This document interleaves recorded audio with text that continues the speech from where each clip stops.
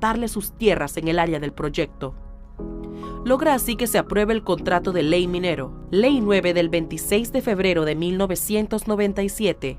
Además, Pérez Valladares no solo le otorga a Pfeiffer la concesión al no vetar el proyecto de ley inconstitucional aprobado por los diputados de la Asamblea, entre ellos Laurentino Cortizo, sino que lo nombra presidente de Codemín, o Cerro Colorado, la otra mina de cobre entre las más grandes del mundo, al igual que Petaquilla. Con Mireya Moscoso, Richard Pfeiffer Carles fue gobernador de Coclé, jefe del Consejo de Seguridad y embajador plenipotenciario, lo que le ayudó a promover su proyecto. Viajó al exterior con los representantes de corregimiento de los distintos distritos donde se proyectaba desarrollar o se desarrollaban ya proyectos mineros. Creó la Fundación Castilla de Oro y se trajo al mismísimo descendiente de Cristóbal Colón, que ni en España lo conocían, Cristóbal Colón de Carvajal y Gorozábal, 18, duque de Veragua, y al cardenal Ricardo María Carles, obispo de Barcelona, que decía ser su pariente y quien nombró a Colón y a él nuevos caballeros de Guadalupe en una ceremonia en el Real Monasterio de Guadalupe, en Extremadura, donde se dice que bautizaron a los dos primeros aborígenes de estas tierras llevados por Colón a España.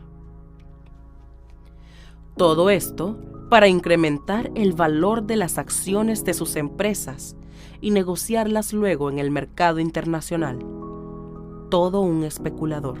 Se hacía llamar el padre de la minería en Panamá. Con Martín Torrijos logró dividir Minera Petaquilla en dos y creó Petaquilla Gold para extraer el oro de Molejón, mientras cerraba negociaciones para vender la mina de cobre, que además posee oro, plata y molibdeno. Fue acusado de peculado cuando fungió como gobernador de Coclé, pero rehuyó la justicia supuestamente devolviendo los fondos y recibiendo país por cárcel. Con Martinelli comenzó a extraer y exportar oro.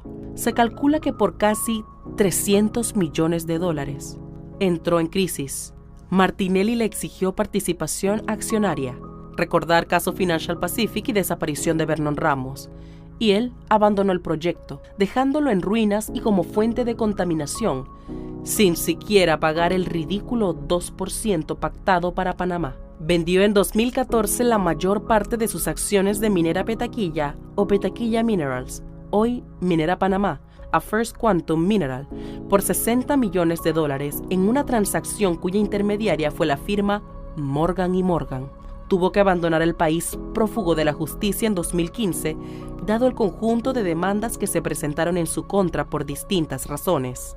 El gobierno de Varela se plegó enteramente a los intereses de First Quantum Mineral y confrontó a Pfeiffer por la situación de Molejón. Luis Ernesto Carles, ministro de Trabajo y pariente de Richard Pfeiffer Carles, luego financiado por First Quantum Mineral en su campaña electoral para diputado en La Pintada, también insistió en enfrentarlo, como lo revelan los Varela Leaks. Fue el periodo de abusos y atropellos, de excesiva contratación de mano de obra extranjera, o mejor dicho, tráfico de seres humanos, y negociado de visas en el proyecto, violando las normas constitucionales, favoreciendo a sindicatos amarillos protegidos por la Policía Nacional.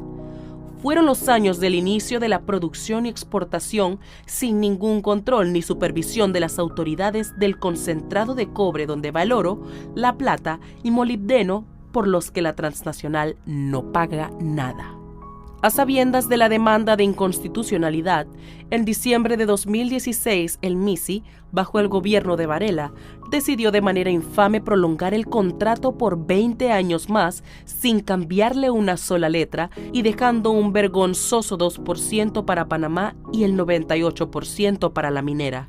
Pfeiffer fue detenido en Colombia en 2016 y trasladado a Panamá. Fue liberado a cambio de otras medidas cautelares.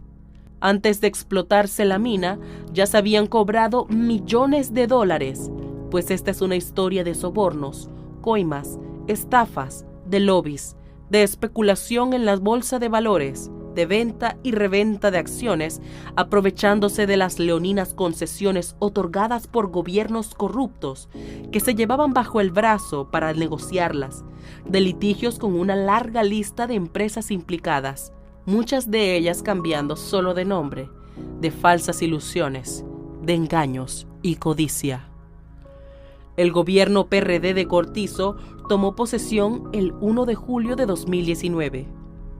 Ya se conocía el fallo de inconstitucionalidad de la Ley 9 de 1997 que se dio en diciembre de 2017 y que no fue publicado hasta el 22 de diciembre de 2021. Cuando el 1 de diciembre de ese mismo año, las partes fueron finalmente notificadas y la Corte envió para su publicación a la directora de la Gaceta Oficial, es decir, 4 años después del fallo de 2017. El MISI con Cortizo, con una solicitud de aclaración sustentada en argumentos de la ex procuradora Ana Matilde Gómez en defensa de la minera y en combinación con la firma Morgan & Morgan, buscó dilatar aún más y hasta revertir el fallo de inconstitucionalidad como parte de los intereses en pugna del proyecto, aunque al final, con el aval de Cortizo, Pfeiffer y su grupo se quedan con la supremacía.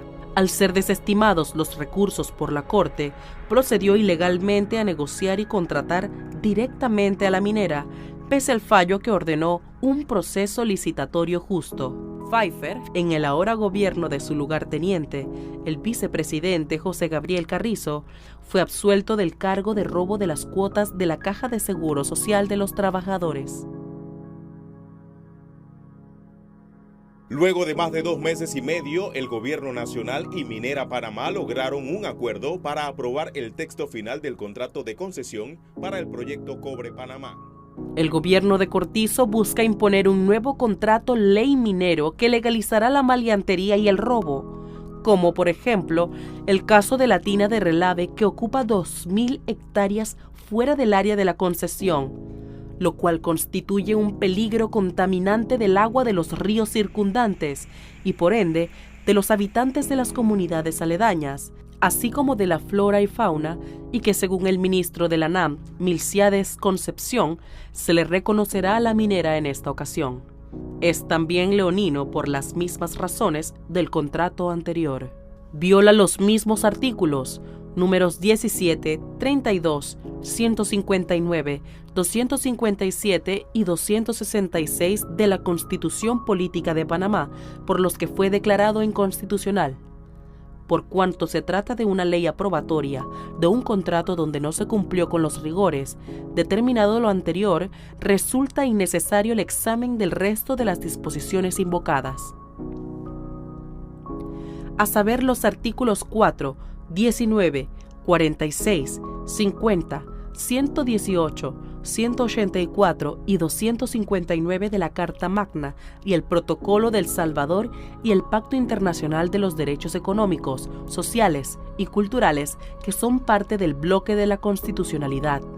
El gobierno de Cortizo ignora el hecho ya establecido en el fallo de inconstitucionalidad de que sigue vigente el decreto de Gabinete 267 de 21 de agosto de 1969, que creó el régimen jurídico especial para el otorgamiento de concesiones mineras en la zona de los yacimientos de Petaquilla, Río Medio y Botija.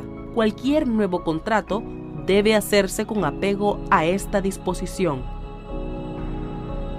En este recorrido de saqueo y robo, los 3 poderes del Estado se confabularon contra los intereses nacionales. La Asamblea aprobó y va a aprobar un contrato de ley a sabiendas de que es inconstitucional, como cómplice permanente del atraco a la nación.